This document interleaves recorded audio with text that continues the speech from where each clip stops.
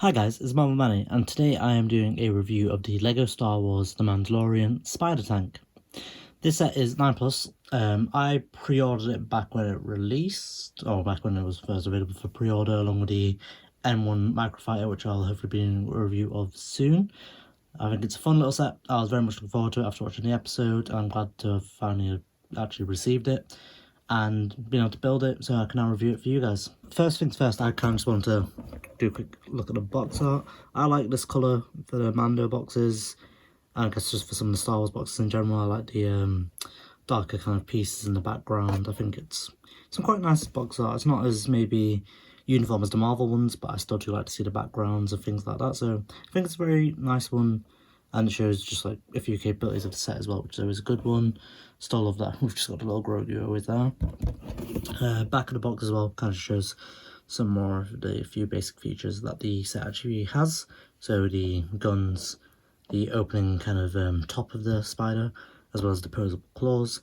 There's not maximum posability, but they still do have, I guess, a decent level of posability that makes the playability function great. And I'm sure there are modifications that can be made if you want them to be more posable. We are still on this start of instructions. I do think these instructions are okay still. I understand that people miss the more creative designs, but at the cost of the environment, I guess it's not the end of the world. I'll probably say that a few more times in other reviews. Just a quick thing to mention, I think starting tomorrow, well, I said that I'm recording on the 20th of August, so starting on the 21st of August, I do believe if you scan the QR codes of your LEGO instructions, you can get 10 VIB points because there's a new system coming in. But again, I think this instruction book's fine. Also get an orange brick separator as opposed to any other colour with this set. And again, as I always do, here are the spare pieces, including a lot of the helmet visors and other helmet accessories that I probably won't show just because I'm sure everyone's seen them a number of times. First thing I want to look and talk about is the actual spider tank itself. The build is very interesting. It can get a bit complicated at times with the legs and attaching them. There is different mobility on each one, but they are still symmetrical in their mobility, which is a good feature. I think again, spider is is used loosely in the same way it's used with other kind of there's characters and things of six legs, but then 2 arms. So yeah, I do kind of like that. The claws are a fun feature. They don't have too much posability because they are on just the spinning part here. There's 2 of them on either side, but like I said, I do think you can modify them to get a bit more of a reach on them. The actual claw parts themselves do open and close, so they work quite well and they twist. So yeah, they've got some good posability and mobility there. The build, like I said, fun, interesting. It has a lot of these curved pieces which I think are really nice. I haven't had the opportunity to use too many of them, so it's kind of nice to use them now. The leg building is quite fun, and actually just building up the base of the spider upwards is also a fun build. To be honest, I was engaged for most of the build and there weren't really parts where I was getting bored. The head, I think they've done a good job with, because these actually move here as like the little pincers, and the eyes I think they did a good job with, especially with this kind of little like box here, to make it seem like something is inside. As obviously we know from the episode in season 3, there is a little robot cyborg thing inside. I may try to build a little replica of it to actually go inside of the spider tank, but I will see, just depending on what pieces I have when I start boxing up things. That is the bottom of the spider, so it is actually closed up so the legs don't fall off, and all of them are just held on by different kind of pieces here, but it is held on pretty well. One of the parts I enjoyed more with the spider design is the tubes here, just because I thought they were done quite well. I know it's just 2 pieces, but they are quite a nice touch. As for the other functions of the spider, we've got the deployable kind of, well, opening gun here. The entire actual inside kind of opens up a little bit to allow things in. I kind of used it as a storage compartment for some of the hair pieces and the Darksaber for the set, just as I was moving them around so I didn't lose them. I will probably fully use it for that in the future, but for playability reasons you can use it to actually put the cyborg inside, or to put Mando inside if you're doing the whole he got captured and Grogu's gonna have to get Bo Katan's help.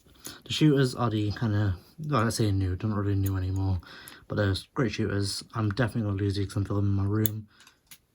straight down my bed, and that's on my bed, so that's better. But yeah, the good shooters, we get spare ones and the spare pieces. This closes off quite nicely. All in all, I think it was a very solid build. I'm not too fussed about the colours, just mostly being grey, because I wasn't really expecting a bright, colourful spider tank, not especially when we saw what it looked like in the series. I'm overall really happy with the build. I don't think it's too complex for like 9+ audience. I think younger audiences would easily be able to handle it. And I do think that there are parts where, yeah, you might struggle a bit, just with maybe connecting some of these more technical parts. But then again, I feel like I've just got big fingers and I struggle with that still anyway, so if I'm struggling at 21 or 22, you know, 9-year-olds can't be struggling too much. One of his big fingers. But yeah, overall, great build. Fun little aspects that you get to build all around. Keeps the build interesting. It also keeps you, as you go, you kind of like, when am I going to panel that off, or when is that going to be cleaned up, and then you get to your next bag or your next couple of pages and you're cleaning it there. So that all worked pretty well, and it kind of made it feel closed. So there weren't really any aspects of it where I looked at it, I went, oh, that's exposed and that's a shame. It was all kind of covered up pretty well. The head can actually move, just basically straight and not really fully down, but that's about as much as you get. There are other kind of moving parts on it, and I think that works well. I think it's good to have the moving pieces. I also think it's good that you can actually just have it on its back and kind of move the legs up when it did trap Mando. I'm sure there are other modifications and things that people add to this in mock builds and other things, and I'd love to see any. If you do see any that you'd want to share, please do feel free to do so. But I think that's pretty much it for the mech build itself. I'll now go on to the figures just so we can get a closer look at that. From left to right on the box, we've got Grogu, a brand new Bo Katan Enquiries, and the Mandalorian Din Djarin himself.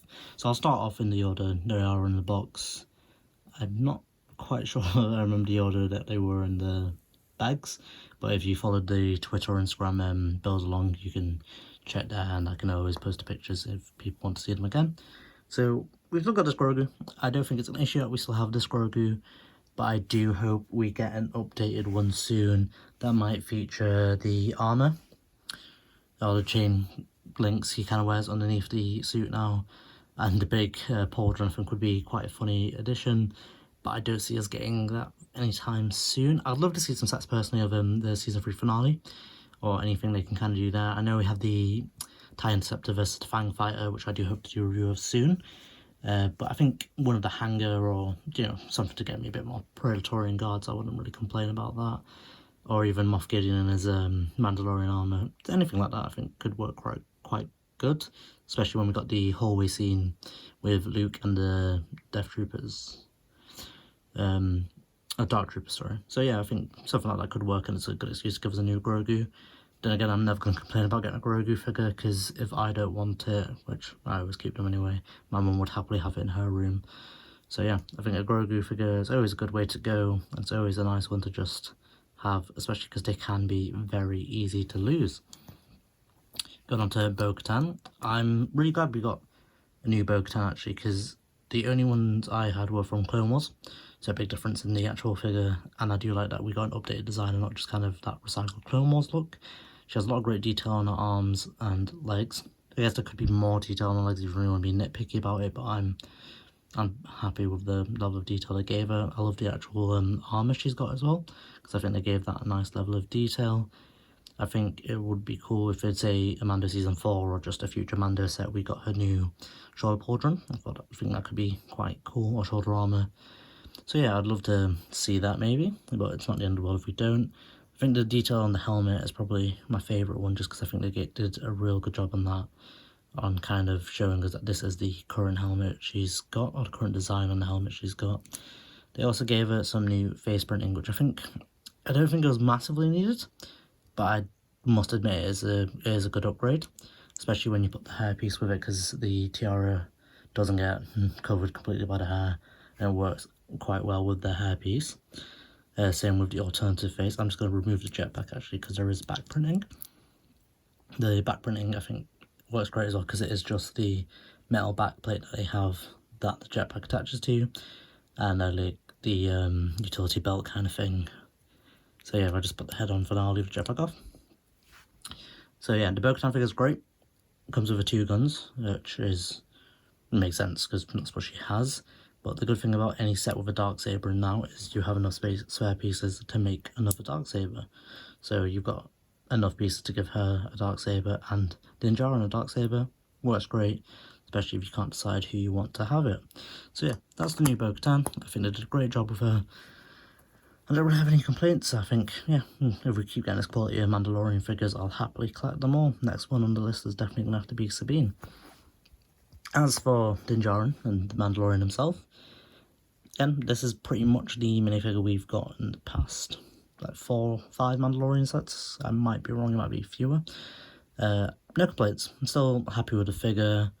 The helmet improvement is great. I do like that extra level of detail of the line down the middle.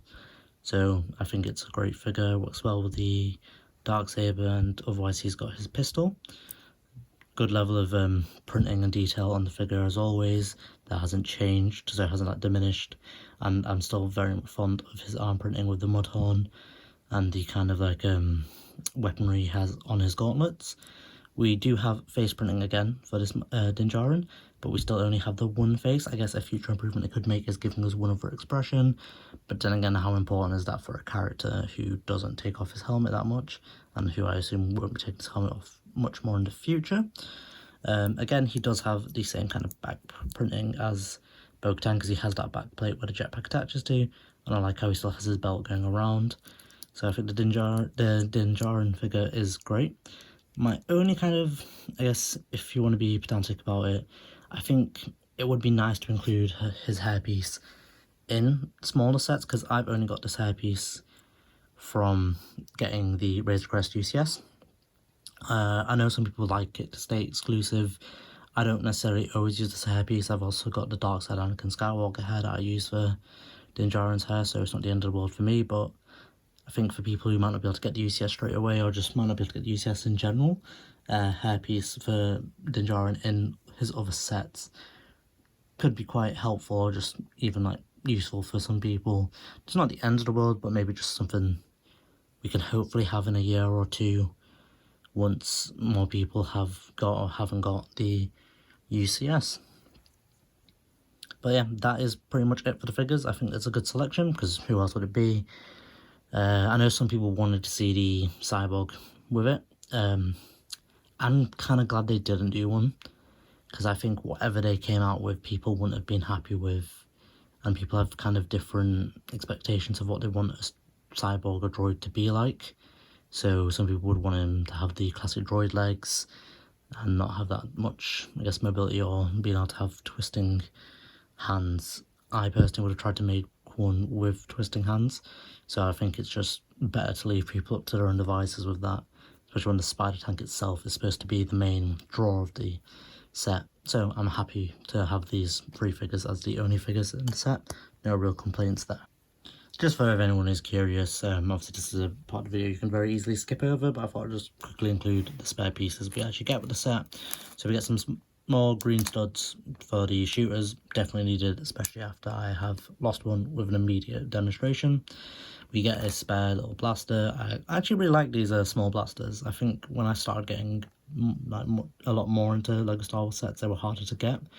So I used to always try to get them, and I've got loads of them, so I'm a happy man with that. The spare pieces give you kind of a good kind of range of things you could add, or just really modify in any way, with some small adjustments if you wanted to. Nothing major. I think for me now I'm going to change about this. Like I said, I might just make the cyborg guys included and see what I can do with that and how close to the series I can get with that. The other thing we get is, of course, the spare pieces for the helmet, visors, and accessories. I said I was going to show them, but I might as well just quickly show them. Literally the only one you use for Bo Katan is this one here. We have the other ones available. You don't have to use them. I know a lot of people aren't too fussed about them anyway. You can just give them to clones, or some people hate them on clones as well, so it's entirely up to you what you want to do with them. But yeah, good range of spare pieces, exactly what you kind of expect from a build like this. No real like outliers of what's a great one. I like getting the gold pieces. I think that's probably the highlight for me, and the extra studs are always a must, because you're always going to lose studs.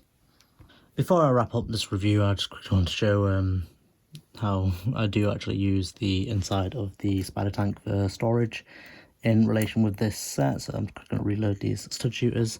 I've put the helmet back on Bo Katan and I've given her the dark saber in one hand, and because of that I don't want to lose her hair, Din Djarin's hair, or the spare blaster, so they're all just going to go straight into the middle. I can easily close that off.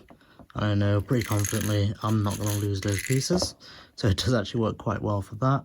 When I am in the process of moving this to where I'm going to be staying next year, I will probably end up putting quite a few small bits and pieces in there, and maybe just putting them in a box for good measure, so I don't lose anything. It is a nice little feature. It's not, I guess, the most important feature, but it's definitely a fun one to have. So my final thoughts for the LEGO Star Wars The Mandalorian Spider Tank are, it is a very good build. The set itself is very fun. I do think there's playability with it, with the guns, the storage capacity inside, and the claws that do actually hold minifigures pretty well. So I think, you know, it has all those functions and it is great for that.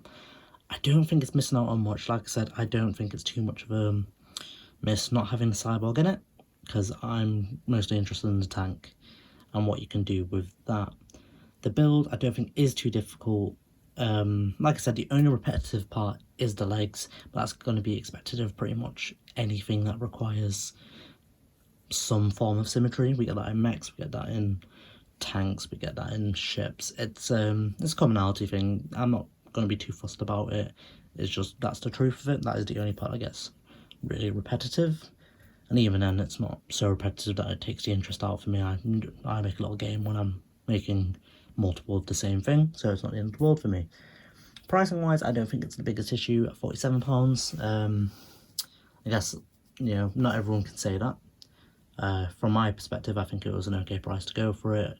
It was a new set. It doesn't look as big here, but I think it is bigger when you actually hold it in your hand. It's like, when I'm holding it like that, it probably looks a bit bigger than what it does on camera, I'm hoping anyway, otherwise I've just probably sound a bit crazy. So I think for £47 it is, I guess, what you'd expect. There's nothing I think it's really missing. There's nothing I think it should hugely add, except for maybe some hair for Din Djarin, which we'll hopefully get in the future. Our recommendation for the set, if you're looking to get it, is if you want a new Bo Katan, it's a great set to get. If you are a fan of Mandalorian, it's also a great set to get.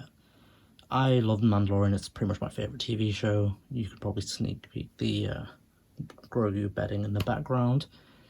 So I kind of get all the Mandalorian sets. I get them because I like them, and I get them because I like the show. So for me it was an easy one to go for. If you're not interested in getting it and you just want the Bo Katan figure, that's entirely up to you. But what I'd say is, if it's something you liked from the show, yeah, go ahead and get it. If you didn't like it, then yeah, why would you? That's pretty much my final thoughts on it. Hope you liked the review. Hope it's helpful. If there's things you think you want to see in future reviews, or the kind of content Lego-wise you want to see, let me know in the comments. If you have any questions about the set, I'm more than happy to answer them in the comments too. If you like this video, please don't hesitate to hit the like button, share and subscribe. It would really mean a lot. And hopefully you can enjoy some of my other review videos, which may be posted around here or here or here. Thank you guys for watching. I'm Albani, and have a great day.